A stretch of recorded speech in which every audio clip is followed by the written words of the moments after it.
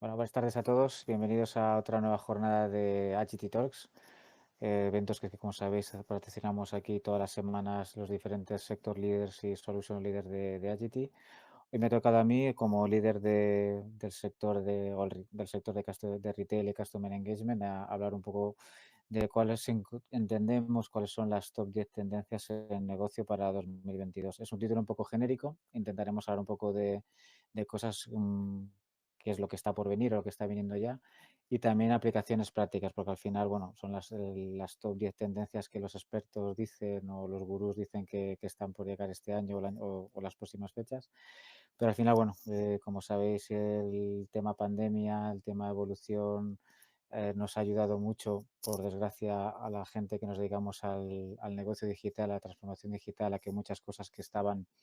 en marcha o que iban a venir, pues que ahora sean casi necesarias cuando antes parecían cosas de ciencia ficción. Y bueno, antes de empezar y para dar un poco más de tiempo al resto de asistentes, pues como os decía, mi nombre es Javier Barrioso, yo soy responsable del líder el líder del sector de retail aquí en Agility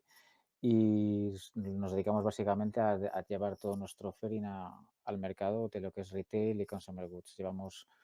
cerca de 18 meses ordenando y cambiando nuestro approach al mercado para que, digamos, cada vez acercarnos más a lo que está demandando la gente, iniciativas de transformación digital, iniciativas de data, sobre todo iniciativas de customer engagement, que es el, el vertical que yo lidero.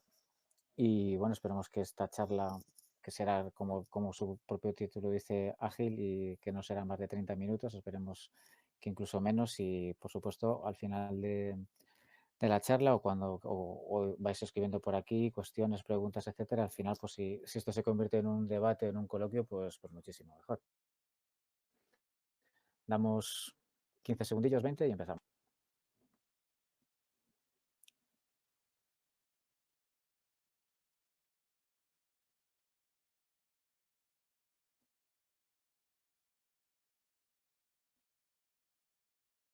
Perfecto.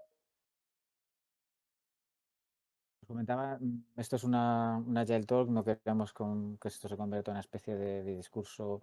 de qué es lo que hay que hacer, una gran evangelización de qué es lo que dicen los gurús, etcétera, pero sí que os queremos dar un poco un contexto de qué es la madurez en las organizaciones a lo que es el nivel de negocio digital, porque al final de nada sirve que hablemos de tendencias, de cosas nuevas que van a venir, de cosas que tenemos que tener en mente a la hora de hacer nuestras estrategias de negocio digital, si no tenemos un poco conciencia de qué estado estamos, qué es lo que tenemos que hacer o cómo se mueven las organizaciones en lo que es el mundo de la transformación digital. Y luego a partir de ahí hablamos de 10 casos o 10 tendencias que los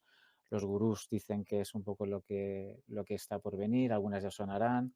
podemos comentarlas, alguna que os hemos emitido nuestro approach o nuestra visión desde Agility y a partir de aquí, pues todo lo que queráis comentar, pues por mi parte, fenomenal.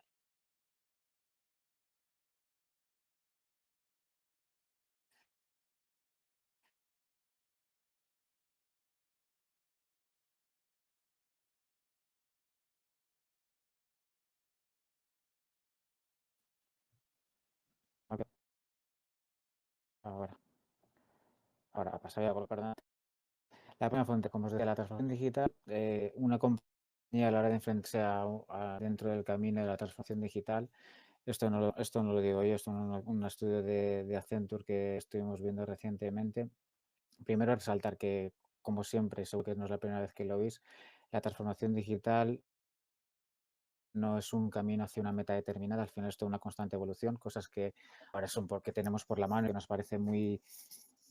fácil, muy por la mano, como los móviles hace 10 años o los smartphones hace 10 12 años ni siquiera existían, realidad virtual, realidad aumentada, todo ese tipo de historias al final, pues bueno, como os decía, pues no se puede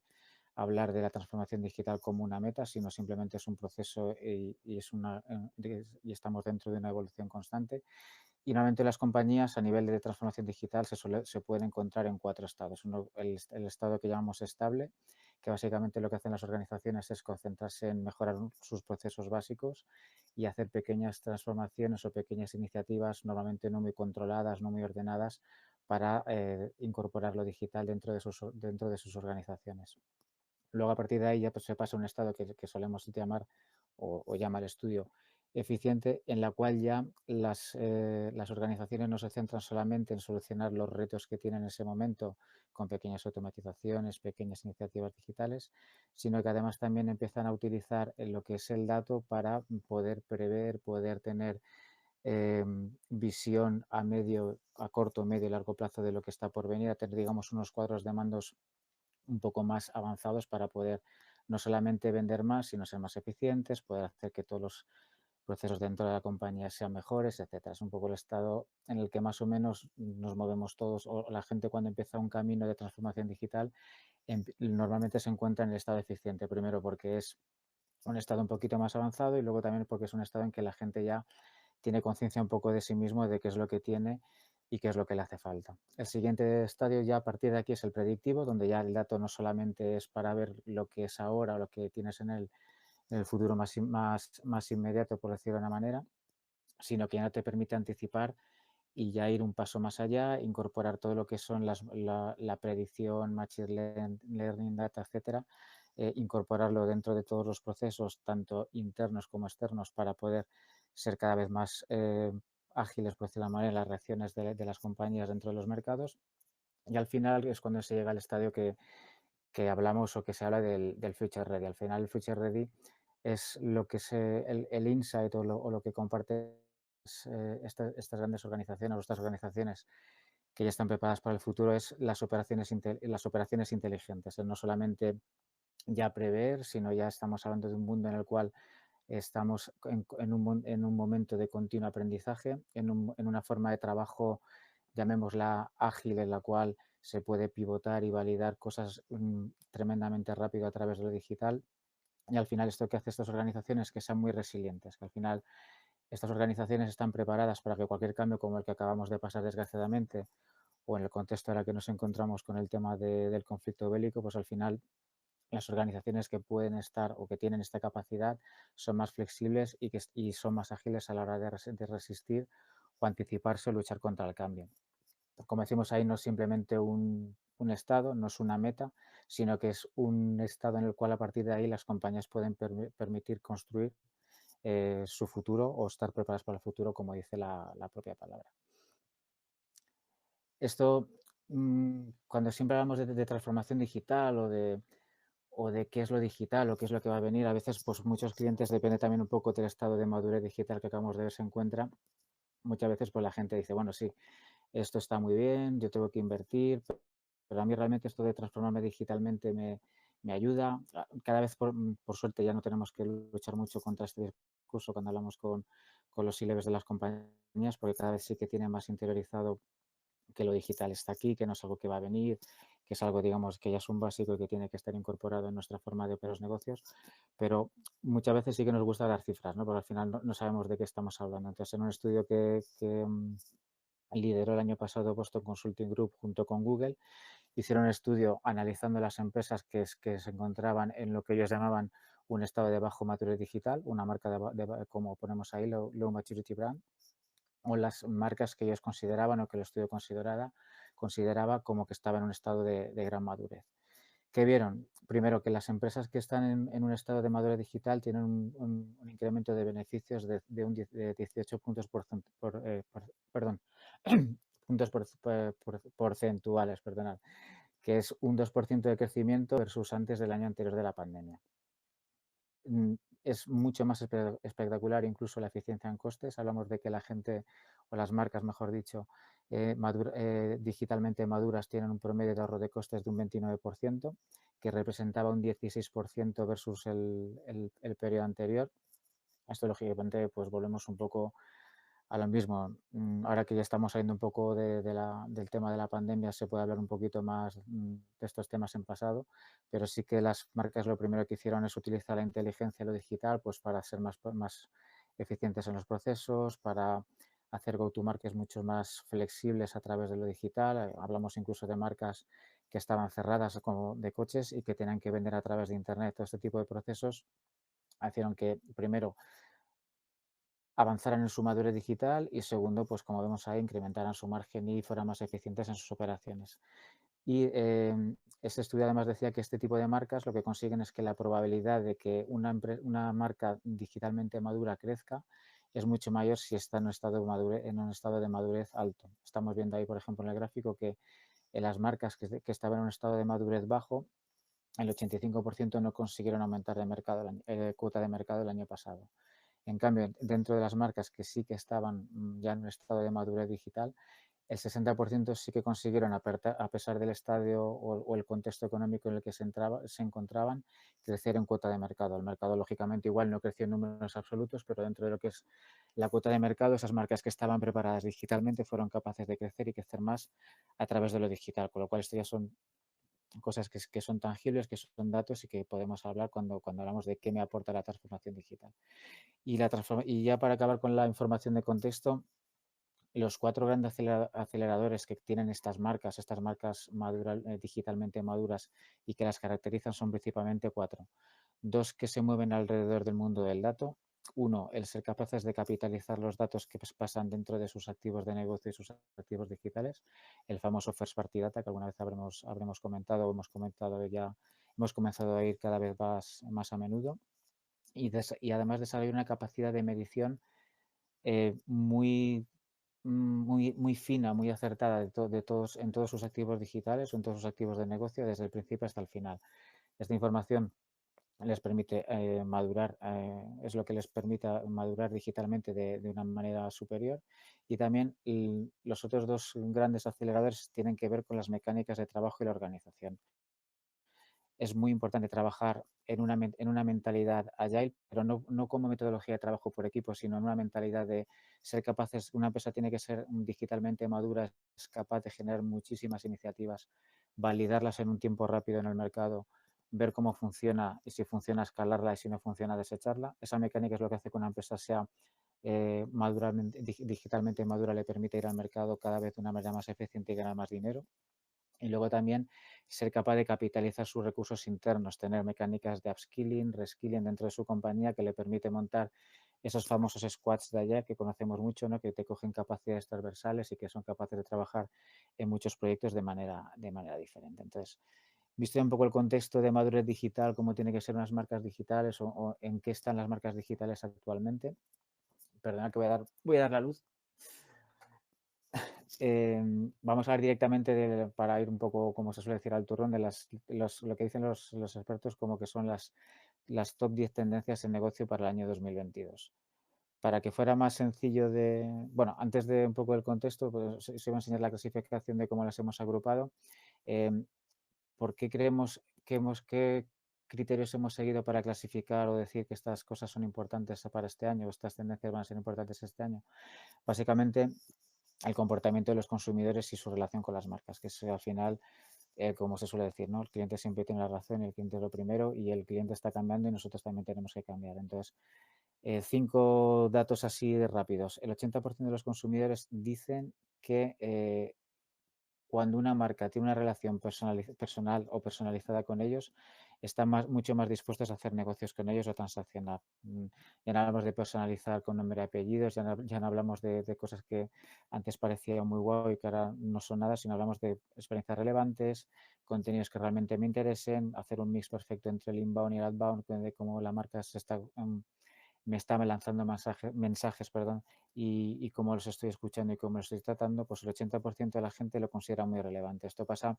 lógicamente, el estándar digital de los consumidores cada vez es más alto, cada vez es superior, porque la gente está acostumbrada a hablar con Amazon, a tratar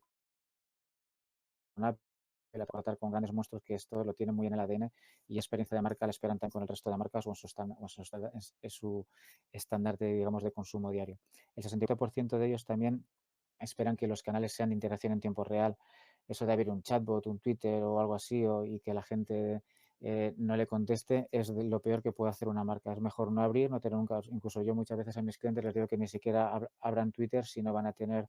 un community manager que pueda atenderlos en tiempo real, porque la gente, esa frustración es mucho peor, el hecho de que alguien que tú hables a alguien y que no te responda, que todos sabemos cómo es esa sensación, pues frustra mucho a los consumidores y cada vez lo tiene más en cuenta. Una vez más, y perdona que cada vez que mencione tanto la pandemia, el 20% de los consumidores ya han comprado por e-commerce o compran por e-commerce. Es un crecimiento en un año de 7 puntos porcentuales, es decir, en 2019 el 13% y en 2020 ya un 20% de la gente compra a través de digital, con lo cual estamos viendo que, bueno, aún nos queda un 80% de cuota que conquistar, pero el crecimiento ha sido brutal. Y luego ya dos cosas más de innovación y canales un poco que van a tener, van a coger protagonismo. Se espera que haya un 37% de crecimiento en la tasa de chatbots, canales interactivos de voz, todo este tipo de lenguaje no programado, lenguaje natural, todo este tipo de experiencias interactivas con los clientes. Se espera que ese mercado crezca cerca de un 37% para dentro de hasta 2027. Y la cifra que digamos que más nos llamó la atención es que el mundo este famoso, el metaverso que acaba de empezar y que a todos nos está empezando a sonar, se espera que desde aquí hasta el 2030, en un plazo de unos 9 años, o sea, va a crecer un 40% anual hasta llegar a una cifra de negocio aproximada de 1,3 trillones de dólares, con lo cual esta cosa lo tenemos aquí, pero que parece que está muy lejos, pero la gente está apostando y muchas marcas están apostando por ello. ¿Cómo hemos dividido las tendencias? En cuatro grandes básicos. Uno, observar, es decir, iniciativas que acaban de empezar y ver un poco cómo tienen que evolucionar y cómo queremos incorporarlas a nuestras marcas. Por supuesto, las de mantener, cosas que ya deberíamos estar haciendo o que debemos hacer y que tenemos que apostar o al menos seguir haciéndolo como las estamos haciendo. Luego la parte de probar, cosas que están ahí, que son cosas que funcionan en determinadas marcas y que podemos incorporar a nuestra estrategia digital. Y la de hacer, pues bueno, ya son básicos de las marcas, que esto incluso ni siquiera tiene que ver con lo que hace Agility ni con el negocio, digamos, digital, sino simplemente el negocio de las marcas, ¿no? Sostenibilidad, neutralidad de género, accesibilidad. Estamos hablando de mundos que ya las marcas o los consumidores los están dando por descontados. El metaverso ahora que está sonando mucho y parece que se lo ha apropiado Facebook porque, como sabéis, ha hecho una gran inversión o un gran esfuerzo tanto de marca como económico. Estamos hablando de que ha invertido 10.000 millones de dólares solamente en el rebranding de Facebook a Meta. Como sabemos, como mucha gente sabrá, pues metaverso no es solamente un concepto de Facebook, sino que es un concepto, llamémosle abstracto y digital, donde tú puedes tener un comportamiento de consumo y de generación de datos exactamente igual que en el mundo real, pero todo ello, digamos, con una manera, con un ecosistema totalmente imbricado y de manera fluida. No es solamente ponerte unas gafas y jugar a un videojuego, sino tener un mundo en el cual tú te puedes interrelacionar, vivir y trabajar incluso. Hay algunas iniciativas ya de trabajar, tener reuniones virtuales ya con dispositivos de este tipo para lo típico, tocarse, sentirse, tener una sensación un poco más inmersiva y cosas que están empezando un poco que empezaban a sonar de lejos, ya las tenemos aquí cerca. El gran blocker de todo esto, el facilitador, va a ser el trabajar con tecnologías, o sea, que la tecnología o el hardware sea cada vez más accesible y más sencilla de utilizar, que no sean gafas de 1.000 euros, que no tengan que estar conectadas a un ordenador, etcétera. Relacionado con esto, la conectividad. El 5G al final va a ayudar muchísimo a que todo esto sea más accesible, lo puedas llevar en cualquier momento y te puedas conectar en cualquier momento. Y la inversión, el venture capital, hay muchas marcas, se está convirtiendo como en una pequeña carrera de la fiebre del oro, por decirlo de una manera, donde las marcas están luchando un poco para entrar en ese mundo, ser los primeros, tener su propio espacio y jugar ahí un poco el papel de pionero dentro de ese mundo. Y lo de siempre, al final la adopción de esto, ya hay iniciativas de marcas, en casos de uso muy sencillos para las empresas, como os decía, reuniones virtuales, tener tu propio e-commerce dentro de estos mundos virtuales y ya está empezando a haber muchas iniciativas de generación de data a través de estos metaversos. Al final, igual que tenemos un SEO para web, pues tenemos que tener un SEO para dentro de lo que es un mundo virtual de este tipo y saber qué qué es lo que le interesa a un consumidor, qué es lo que consulta más, cómo generas un espacio, un escenario virtual y puedes medir dónde pasa más tiempo, qué es lo que le interesa, todo este tipo de mecánicas que haríamos en el mundo real, por decirlo de una manera, en el mundo virtual también tenemos la posibilidad de hacerlo. Mensajes que nos lanza que vamos en el buen camino, entre comillas, pues bueno, hay un dato que dice que el 65% de la generación Z, es decir, la generación que está más muy cerca de lo nativo digital, si no es nativo digital, se ha gastado dinero en cosas que solamente son útiles en el mundo virtual, desde las famosas skins de Fortnite hasta cualquier tipo de moneda, digamos, que te sirva para desbloquear contenido, todo ese tipo de historias, esa gente ya ha invertido o está habituada a gastar dinero real en ese tipo de iniciativas. Y además el mercado, como os decía, Meta, Microsoft, que ha comprado incluso por 70.000 millones de euros una división de videojuegos digital, Google, están girando ya muchas divisiones alrededor de este mundo. También tenemos el mundo de los NFTs, que seguramente habéis oído hablar, que el mundo NFT hasta parece que es algo digital, pero nació en su día y realmente un NFT es un activo que no tiene una correlación o un valor fijo en moneda, que puede ser desde el anillo de tu abuela, porque hasta que alguien te lo tase no sabes cuánto vale, hasta que algo que digamos que en este mundo se ha capitalizado y se ha dado al mundo digital. El NFT, pues realmente ahí lo que estamos jugando es con el mundo de la autentificación, realmente crear cosas únicas que están selladas con tecnología o autentificadas, mejor dicho, por tecnología blockchain, y lo que realmente hay detrás es todo un mercado especulativo, como seguramente saldréis, porque son cosas muy únicas, lanzadas en tiradas cortas, igual que las famosas criptomonedas, como sabéis, son las que hay y no se pueden generar más. Entonces, este tipo de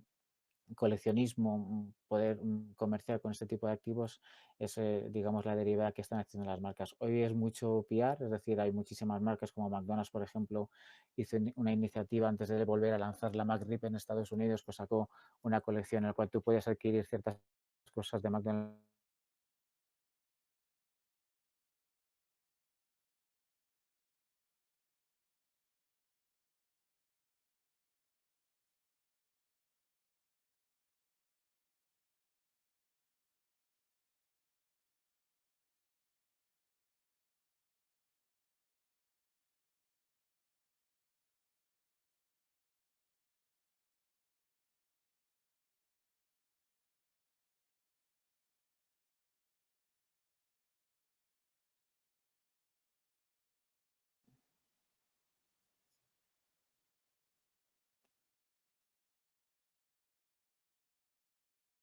La aplicación legal de criptomonedas. A ver, ahora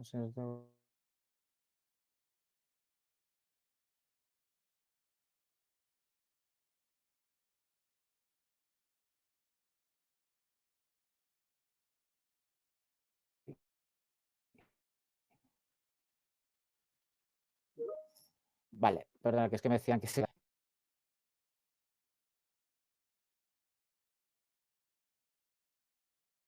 por hoy ya estamos en un mercado maduro, con lo cual ese tipo de marcas que permita pagar envíos de ahora nos están a los consumidores para todas sus inversiones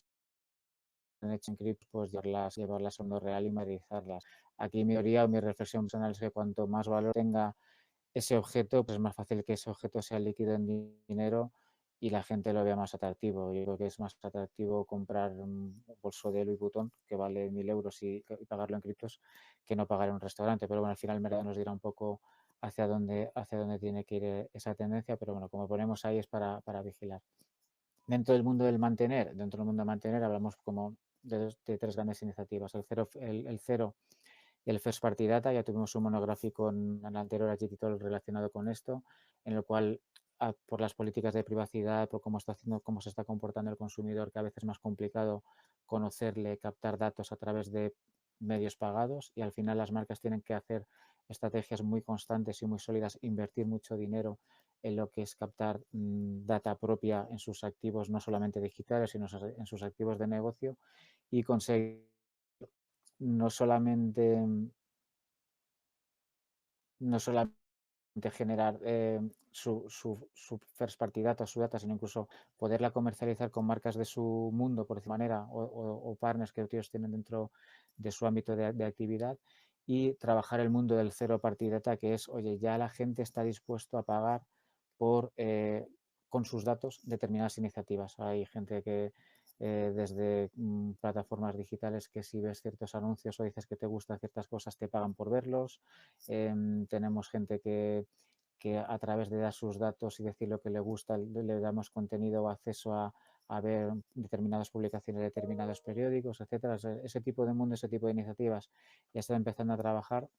y no es más que una reacción de las marcas que están teniendo a lo que hacen los gigantes como Facebook, Google, Apple, etcétera, que ellos ya han creado esos ecosistemas de grandes servicios de grandes, digamos, cosas que tenemos dentro de nuestra vida diaria, como tiene Amazon, Facebook, quién no utiliza estos servicios de alguna manera, con lo cual esa data que están generando o que estamos consintiendo en dar para utilizar sus servicios, ellos ya lo están monetizando, pues ahora es un poco la reacción de las marcas de, oye, este mundo se me está acabando, yo tengo que hacer una iniciativa en mi escala similar. Otra cosa que tenemos que mantener, venimos de un sistema, o venimos o se está manteniendo en un entorno en el cual la cadena de suministro se ha visto una tensionada por temas de roturas de stock, subidas de los costes energéticos. Tenemos un montón de malas variables, por decirlo de una manera, que ha impactado mucho en la cadena de suministro. ¿Por qué ponemos foco en esto en una charla de marketing? Porque al final, cuando hablamos de la cadena de suministro y estamos intentando hacer que el cliente tenga una gran experiencia muy fluida con nuestra marca, el momento de la verdad es cuando le das el ítem o cuando le das lo que ha comprado o la experiencia relevante que va a tener en tu tienda. Con lo cual, si todo eso se rompe porque no hay stock, si por ejemplo como ponemos ahí Sephora o Witi o este tipo de marcas hacen grandes esfuerzos para hacer desde probadores virtuales, espejos con realidad aumentada en la cual tú te puedes probar la ropa sin realmente cambiarte. Todo ese tipo de historias, montas esa historia o esa fiesta y al final no tienes stock, pues entonces eso no tiene mucho sentido. Con lo cual, nosotros desde Agility trabajamos con muchísimas empresas, con varios clientes, mejor dicho, de logística, en el cual trabajamos pues como mediante inteligencia artificial, mediante machine learning, etcétera, cómo podemos ayudarles a optimizar esa cadena, esa supply chain para que luego cuando no se vea tensionada en la marca y el cliente y el consumidor realmente podamos cumplir con ellos la promesa que les estamos realizando. Probar. Entramos ahora un poco en el mundo del probar, cosas que están por ahí y que es pues, bueno probar, como bien dice el título, para ver cómo lo podemos aplicar dentro de nuestras marcas. Básicamente dos. El social commerce, es decir, comprar a través de las redes sociales o de los contenidos digitales. Esto lo que hace estos canales, lo que acorta mucho y de una manera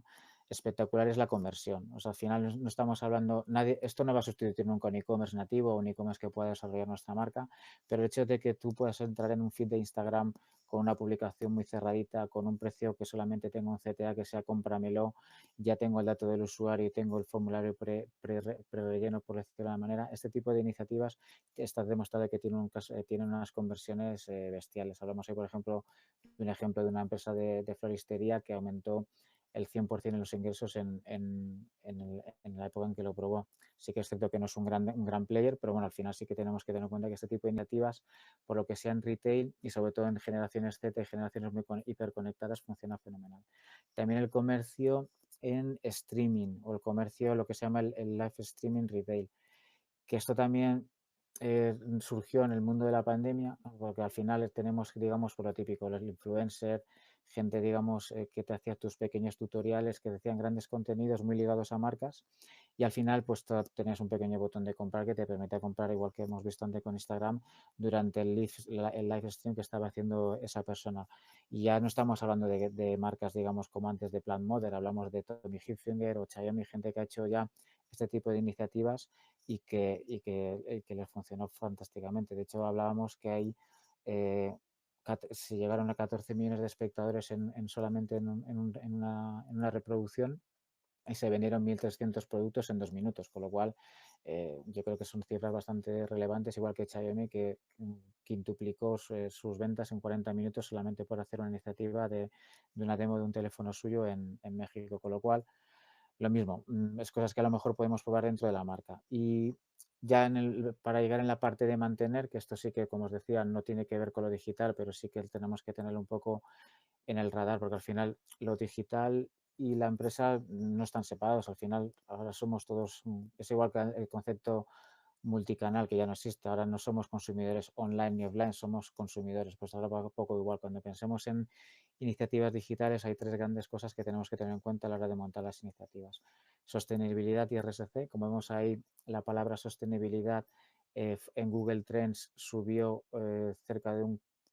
creo recordar, un 300% durante la pandemia. Es decir, la gente en ese momento en que la salud estábamos sensibles, etcétera, tomó gran relevancia y ahora que ya no existe la pandemia, vamos un poco a lo mismo. La gente espera ese estándar, ahora que no existe lo quiero igual. Es decir, al final la gente quiere que tengamos empresas socialmente responsables y sostenibles. De hecho, incluso ya no solamente lo que es el tema de sostenible, de huella de carbono, sino también cómo podemos ayudar a los demás. Incluso hablamos ahí que una campaña de Lego que montó para la Cruz Roja de Alemania, pues fue un éxito total porque la gente el director de marketing de Lego y de otra compañía decían que ellos ven que los consumidores, que las marcas son socialmente responsables, se sienten más cómodas, entre comillas, dándole su dinero a ese tipo de marcas. También la neutralidad de género, que bueno, que sabes que es un tema un poco polémico porque a veces se utiliza como arma para otras cosas que no es, pero bueno, sí que las marcas están empezando incluso a determinados buscadores, como vemos ahí en la diapositiva, a que se pueda buscar ya la ropa o determinados ítems porque sean neutralmente de género, por decir de una manera, con lo cual ya desde las marcas tienen claro que eso es una cosa que la gente al menos no les va a aportar valor, pero al menos te juegas que no tener un problema reputacional o no salir en la foto de las redes, etcétera, que al final cada vez es más complicado. De hecho, vemos que incluso Chanel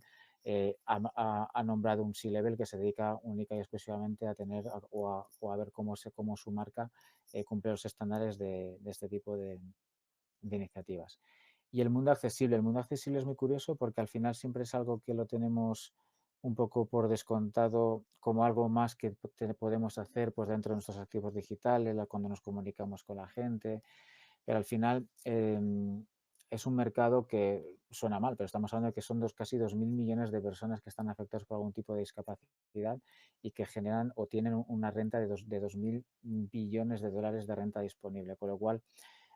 habilitar canales para aparte de que se sientan lógicamente arropados, atendidos y cuidados por nuestras marcas, también tenemos el darles acceso sencillo a lo que estamos vendiendo y cómo lo estamos vendiendo, al final es un valor que lógicamente esto lo tenemos que tener en cuenta y dentro de lo digital o no, lo tenemos que meter dentro de nuestra caja de herramientas. Aquí juega un papel muy importante la voz. Al final, como sabéis, los Alexa, etcétera, este tipo de dispositivos lo que está haciendo es facilitar que al final nos relacionemos digitalmente con los activos de una manera que es la natural para nosotros, que es hablar. Entonces, al final, eso también en este juego de accesibilidad, yo creo que ese tipo de iniciativas tiene mucho que decir. Y al final todo esto se resume que, bueno, como ponemos ahí una cosa más que al final es como las modas, ¿no? Todo vuelve. Al final que antes era la moda, los programas de fidelización, el First Party Data, luego nos fuimos al RTB, captación, Third Party Data, cookies, etcétera. Pues aquí ha pasado un poco igual, ¿no? Al principio creíamos que el cliente en el centro, luego nos hemos desviado un poco a lo mejor en el camino y hemos pensado que eran más importantes otras cosas, pero al final todo esto habla de que los clientes siempre esperan un engagement con las marcas que sea hiperpersonalizado hasta el extremo, que sea ultra conveniente. Cada vez estamos más acostumbrados a que todo sea sencillo y que no me complique la vida, con lo cual para comprar me lo voy a pensar muy mucho si tengo que dar 3 o 4 clics o 3 o 4 saltos mortales. Experiencias muy sorprendentes con las marcas, como hemos hablado con el metaverso, realidad virtual o simplemente una pieza interactiva bien hecha que sea sorprendente y también que, como decíamos al final, ¿no? Que tenga conexión con la gente que nos rodea y que sea sostenible. Hablamos del mundo de la hiperpersonalización. El 63% de los millennials dicen que están dispuestos a compartir sus datos personales, como decíamos antes en el mundo del first party data, solamente a cambio de ofertas y descuentos. Es decir, dime quién eres o a qué te dedicas y te doy descuentos. Con lo cual, la gente está acostumbrada a que yo te digo cómo soy y cuéntame lo que realmente me interesa. ¿Qué demuestra que nos gusta la conveniencia? El 65% de los millennials tienen Amazon Prime, porque ya estamos acostumbrados a que comprar una cosita y que al día siguiente, o si no en el mismo día, incluso aquí en España, Globo, en muchas capitales, ya está trabajando con el Same Hour Delivery, no solamente para food, sino también para cualquier cosa, con lo cual estamos acostumbrados a que lo quiero y lo quiero ya en la puerta de mi casa. Experiencia de vanguardia, lo que decíamos antes, la gente quiere que le sorprenda, le gusta que le sorprenda, con lo cual es un estándar que el consumidor está esperando. Comunicarnos con los demás, sentirnos socialmente aceptados, un poco con el mundo que decíamos antes de las ONGs, pero también con el tema de las comunidades, social commerce, al final que alguien te recomiende o veas que hay gente que compra lo mismo que tú, eso te hace socialmente aceptado y apoyado, lo cual también vas a comprar o es más factible que compres esa marca. Y la parte de sostenibilidad. Al final, el cliente en el centro, con experiencias hiperpersonalizadas, que sea conveniente, que le sorprendamos y que y que tenga una comunidad conexión con los demás y que sea sostenible y con un propósito de marca, que básicamente es lo que los consumidores esperan. Y nada, y nosotros desde Agility todo este tipo de standards lo estamos incorporando un poco en nuestro ADN. Tenemos casos, nosotros hay muchísimas cosas como el First Party Data, que incorporamos tecnologías punteras como el CDP, cuando gente todavía estaba hablando de los data lakes y los CRM, nosotros estamos en el mundo del CDP y la hiperpersonalización para mandar comunicaciones relevantes y que la gente sorprenderles en tiempo real con diferentes activos digitales. Tenemos muy implicado en nuestro ADN la parte de Machine Learning Data, que es uno de nuestros valores diferenciales de nuestra compañía y de la mayoría de desarrollos que hacemos, especialmente en mi vertical. Y últimamente nuestra apuesta está yendo también por lo que decía, ¿no? Que los usuarios o los consumidores tengan experiencias relevantes, hiperpersonalizadas y que sean sencillos de utilizar. Cuando hablamos de que un activo digital sea atractivo, muchas veces la gente se queda en lo estético y realmente lo que queremos decir con esto es que sea usable, que no pase como ha pasado hace 2 semanas con los cajeros automáticos, que la gente mayor se quejaba que no lo entendía y que no podía sacar su dinero. Eso realmente es una experiencia digital, habilitar un canal digital para que alguien, sin necesidad de una curva de aprendizaje que le suponga ningún esfuerzo, lo pueda utilizar y le aporte valor para él. Con lo cual, esto es otro digamos, de las apuestas que estamos haciendo últimamente desde nuestro departamento. Y con esto, poquito más. Me he pasado 8 minutos de los 30 minutos de rigor, pero bueno, creo que había algún tema interesante. Y, y nada, espero que os haya gustado. Alguna cosa seguramente ya la conoceríais, alguna cosa os habrá sorprendido un poco más, alguna cosa habréis pensado que está más lejos de lo que esperabais, pero bueno, este era un poco el contenido de la charla de hoy.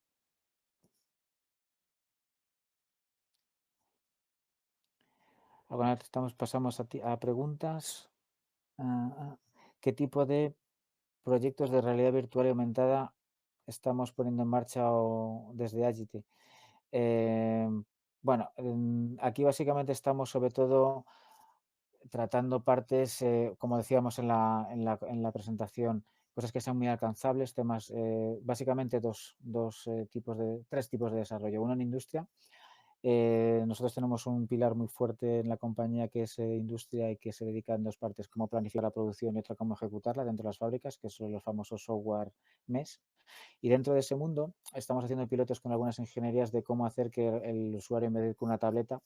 pues vaya con un dispositivo de realidad aumentada y el botón que tiene que tocar, la información que tiene que ver, etcétera, lo vea, digamos, en tiempo real en un dispositivo atractivo y fácilmente interactivo, más que en una tableta o en un papel o en un boli. Luego también estamos haciendo iniciativas de plataformas sociales de consumidores o paneles digitales y la experiencia es mucho mejor cuando hablamos de realidad virtual y realidad aumentada. Y en el e-commerce. En el e-commerce es brutal el índice de conversión cómo cambia cuando hay un vídeo por ahí que se publicó hace poco en LinkedIn y compartí de cómo la misma zapatilla que tú ves en la página web, dándole un botón, la ves en realidad aumentada, da la sensación incluso que te la puedes probar. Y ya, bueno, por ejemplo, IKEA, no sé en qué país es, no es en Suecia, pero es uno de un país nórdico, tiene gran parte de su catálogo que tú lo puedes abrir en tu casa y poner físicamente la mesa para ver cómo te queda, para ver un poco todo ese tipo de experiencias, los estamos probando y estamos haciendo algún piloto en retail y está funcionando bastante bien. ¿Qué aplicaciones inmediatas vemos para las NFTs? Bueno, el NFT y blockchain, como decía, es un poco un mundo que su propio, es como todo, ¿no? Como todo lo nuevo, que al final o no se entiende bien y hay gente y polariza mucho, ¿no? Hay gente que no lo ve un sinsentido y una patraña y otra gente que es súper fan. Hay gente que invierte muchísimo dinero en cripto, hay gente que dice que eso es un timo. Entonces, bueno, en NFTs al final estamos hablando de cómo autentificar cosas mediante tecnología blockchain. Si bien es cierto que el NFT está pensado para un mundo virtual, y luego hablamos un poco del metaverso que comentábamos antes, etcétera, cuando nos lo llevamos un poco al mundo de la autentificación de contenidos, o al mundo, digamos, de cómo puedo hacer o demostrar mediante una tecnología NFT barra blockchain de que eso es real y es mío y te pertenece a ti, yo creo, o incluso hablar de una iniciativa, hablé con un cliente hace poco y nos pareció que había algo ahí, pero había que removerlo, de que ¿por qué no tener un propio DNI digital a través de blockchain NFT que realmente es quien te autentifica a ti en la red o en esos mundos virtuales y que sea quien no tengas que hacer login en todos los sitios o cuando pases al lado de un beacon, o sea, al final estamos hablando de cómo poder identificar a una única persona, a un único ítem y dar fe de que es tuyo. Entonces, dicho esto, pues de ahí al sol, ¿no? Pero bueno, básicamente el recorrido que tenga el blockchain es un poco la parte que puede de NFT en moda, en retail. Sí que se está yendo un poco por eso, por colecciones virtuales, por cromos incluso. Tenemos algún cliente que le estamos vendiendo un poco el concepto de cómo poder llevar el famoso coleccionismo de cosas para marcas que tengan mucho componente fan, o sea, para, yo qué sé, pues eso, una tirada ilimitada de las Jordan, aquellas de que valían 3.000 euros, pues igual en NFT pues te pueden valer lo mismo, incluso más. ¿Cómo manejamos las iniciativas de First Party Data en Agility? Realmente, bueno, es un poco core de nuestro negocio. Empezamos a hablar de ello. Bueno, core de nuestro negocio, hablo de mi división en Customer Engagement. Em, al principio, cuando hablamos un poco de las bases de datos, de qué puedo hacer con la información que tengo de mi negocio, de mis clientes, etcétera, la gente siempre, pues como era un poco reacio, no está un poco, no reacio, pero como os decía antes,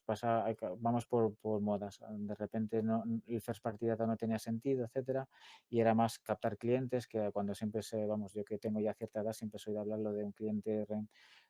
fiel es 3 veces más rentable que uno nuevo, o algo así era. Pero bueno, al final nosotros siempre apostamos por tecnologías CDP, es decir, apostamos por montar ecosistemas de información que pueda coger un ecosistema de información que pueda coger información de diferentes sitios y crear lo que llamamos un golden record, un registro único que te permita activar muchas iniciativas digitales y no digitales alrededor de ese cliente. Y trabajamos mucho con captación, con paneles digitales, con programas de loyalty, con clubes de fans, con cero partidata, como os decía antes, ¿no? Hay iniciativas